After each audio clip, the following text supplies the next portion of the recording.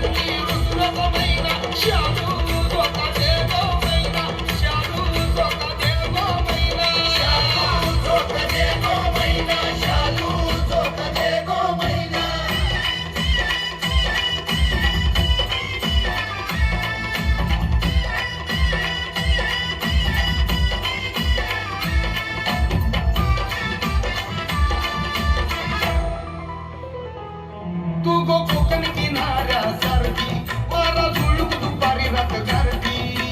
पाण्यात भिजून आभाळ सरून उगवतो सूर्यासारखी तू गो कोकण किनाऱ्यासारखी वारा झुळूक दुपारी रात गारती